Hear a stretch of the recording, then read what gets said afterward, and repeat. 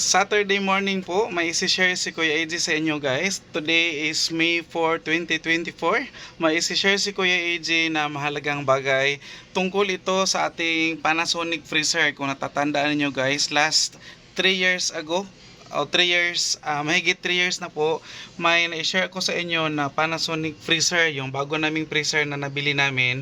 And marami pong nagtatanong doon sa mismong vlog ko na yon na kung kumusta daw yung Panasonic freezer namin and kumusta daw yung performance niya. May nagtatanong kung inverter din daw ba or marami pa tungkol sa halos guys, weekly or kung hindi man siya daily, may mga nagtatanong, may nagko-comment doon sa vlog na yon, nangungumusta, and yung iba is nagka-canvas ata para din magamit nila sa kanilang mga tindahan or sa kanilang mga negosyo. So today guys, i-share ko quick update lang ito tungkol sa aming Panasonic freezer. So hindi ito ha kasi Fuji Dinso yan. So hindi ito. So lalabas ako doon sa may terrace kasi doon namin sinilagay para hindi masyadong masikip dito.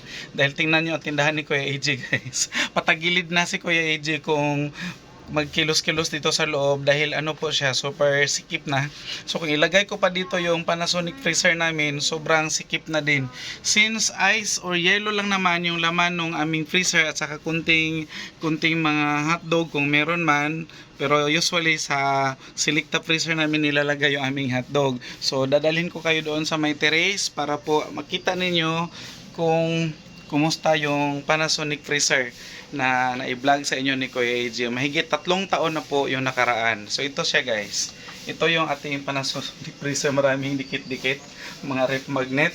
So ito siya para guys, ma-prove talaga na 2020 namin ito binili. Yan, may siya, may pizza. Ganun po kasi ginagawa namin pag may binili kaming bagay, lalo na mga appliances, so nilalagyan namin yan siya ng date. So ang nakalagay dito na date is October 5, 2020. So mahigit na siya guys, 3 taon. Magpo 4 years na siya ngayong October, October. So ito siya. Hindi ko muna bubuksan, and doon sa mga nagtatanong, sasagutin ko yung nagtatanong kung inverter daw ba yung aming freezer. So hindi siya inverter. Sa kasi that time hindi pa po masyadong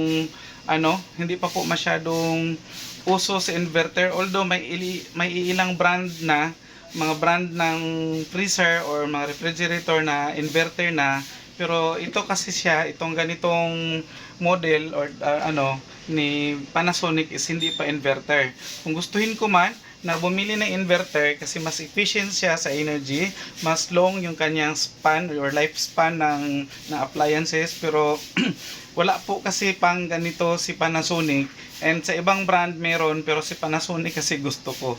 So hindi ito guys, klaruhin lang natin, hindi ito sponsored vlog, pero share ko lang kasi pangalawang freezer na namin ito kay Panasonic.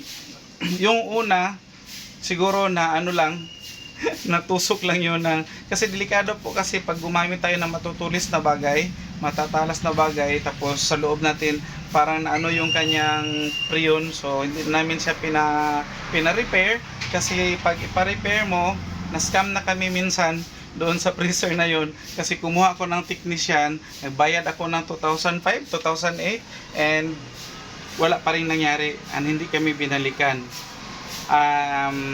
Take note, kakilala pa namin guys yung technician na yon. So hindi siya garantiya na kakilala mo is hindi ka sa scam, kasi sa panahon ngayon scammer is all around the corner. So kahit kakilala mo, kung gustuhin niyang i-scam ka, mas-scam ka talaga. So ayokong mas-scam ulit, so nabumili kami ng bago. Ginamit na lang namin yung freezer na yon, lagyan ng uling sa labas na aming tindahan. So nagamit pa rin. So balik tayo dito sa bago naming freezer, bago pa rin kahit 2020 pa namin ito na purchase. Since maganda pa rin yung kanyang performance, hindi nga lang siya inverter. So kung may inverter na sana nung panahon na yon, inverter na sana ang binili namin. Pero ganun pa man guys, malaking tulong pa rin ito sa pagbibenta namin ng yelo at saka sa tindahan namin. Actually sa tindahan namin malaking tulong siya. And ang ano niya guys, performance level niya is performance pa rin. Hindi po siya nagbabago at saka araw-araw hindi po tayo nauubusan ng yelo. Basta makagawa lang kami ng maaga-aga pa. Yan. So meron siyang laman ngayon guys. Actually naluto na siya lahat dahil maaga po si Mami Iya gumawa kagabi habang open pa yung tindahan namin, gumawa na siya. And meron pa siyang pa cucumber. Kakainin niya yan mamaya. Masarap kasi si cucumber pag malamig. So ito sa almusal ni Mami Iya. Ayan, so puno siya guys. Actually may nagtanong kung ilang ilang palapag daw ba yung pwedeng malagyan. So bilangin natin ha. 7 ito 1, 2, 3, 4, 5, 6, 7 yung pinakababa. And ang kagandahan nito is meron siyang mga bulsa-bulsa sa door. Pwede ka maglagay dito ng mga frozen products na ganito, mga chorizo, tocino, at saka pwede mo rin siyang lagyan ng mga soft drinks. Don't worry kasi matagal po siya mag-yelo dito, so kahit abutin ng ilang oras yung mga maliliit na soft drinks na ilagay mo dito, is hindi po siya mag-yelo unless andito siya guys. So ang ginagawa namin, kasi may nagtatanong kung ilang oras daw ba, isara ko lang saya sa kuryente. Ang ginagawa namin kasi may nagtatanong kung ilang oras daw ba titigas yung ice tubig na ilagay dito bago siya magiging yelo. Kasi ang nagtanong doon is inabot daw siya ng mahigit 24 hours, hindi pa daw siya tumigas. Ang problema kasi guys, hindi po pinuno niya siguro yung yung palapag na ganito. Pinatong-patong niya siguro 1, 2, 3. Baka gusto niya na maramihan kaagad. Kasi siya, nung una namin itong binili, ang sabi ng promodizer is huwag daw agad-agad punuin. So until now hindi pa rin namin siya pinupuno. Pag nakalatag na yung isang layer na ganyan, yan lang talaga yung namin ginagawa para to make sure na kinabukasan is meron kaming maibigay na yelo sa mga customers. Kasi na-try din namin yan guys, napunuin namin itong isang palapag na to, kunyari 3 patong, 2 patong, hindi po talaga siya nag-yelo. So kung mag-yelo man siya, yung sa ilalim lang. So ang tendency is tinatanggal namin yung sa taas, tapos kinukuha namin yung sa ilalim na matigas. And ang tendency is nabubutas po yung sa taas, nabubutas, masayang lang. So ang ginagawa namin ngayon until now, 3 years na mahigit is ito lang talaga, isang isang layer lang na ganyan. Pag tumigas, ganitong matigas na, tatanggalin namin at saka lalagyan na naman namin ng ibang ice tubig para titigas na naman. So madali lang po siya guys. Huwag tayo doon sa akala mo instant na maramihan ka agad tapos matagal naman siyang magyelo, hindi ka kikita kinabukasan kasi maingay. Wala kang ibenta kinabukasan kasi I'm sure na 100% hindi po talaga siya tumitigas lahat. So ang ginagawa namin para meron kami maibigay kay customer, inaano namin guys kanang ginagmay lang kung sa Bisaya. Ginagmay lang ang ibutang, dahan-dahan pero meron kang pambenta kinabukasan. So yun ang technique. Kasi may nagtanong, hindi daw siya agad nag-yelo. Hindi talaga dahil sa sobrang dami na nilagay mo. And may nagtanong din kung naka-maximum daw ba palagi. Naka-maximum po ito siya guys palagi. Hindi namin siya ginagalaw yung kanyang tawag nito, control. Yung kanyang control na from 1 to 5. Hindi namin siya ginagalaw kasi yan po din kadalasan. Pag panay mo siya, pihitin mo siya pababa, pihitin mo siya pataas, or paakyat ng kanyang temperature, maharos siya sa Bisaya guys, malustrid siya. So masira yung kanyang control. Pag nasira yon, bibili ka ng panibago, gagastos ka at saka matagalan, ma-delay pa yung business operation, hindi ka makapagbenta ng yelo dahil nasira na.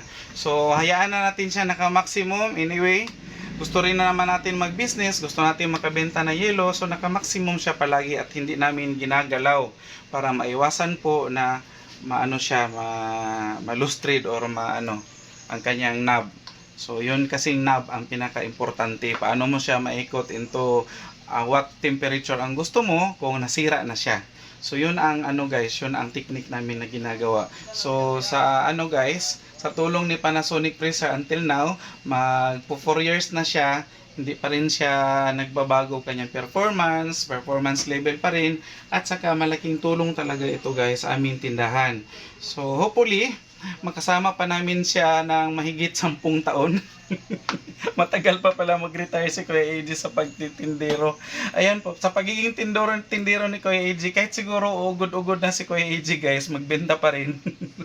Magbenta pa rin sa aming tindahan dahil yun lang naman ang pinagkakitaan namin and wala talaga kami ibang source. So maliban dito, meron din kaming tubigan, nakikita nyo naman na sinishare ko, pero yung talagang pinaka bread and butter namin is itong tindahan. So that's all na lang muna for today mga ka-guys. Thank you sa pagsama niyo kay Kuya AJ. And congrats to me pala guys sa aming channel, sa aming Facebook page, EJ Kimpo Vlogs, dahil today is nakaabot na po tayo ng 5K. Ayun po, 5,000 followers na po ang Facebook page ni Kuya AJ. So thank you talaga sa aking mga followers, mga subscribers. Salamat sa pagtangkilik and pagsubaybay palagi kay Kuya AJ. And God bless us all guys.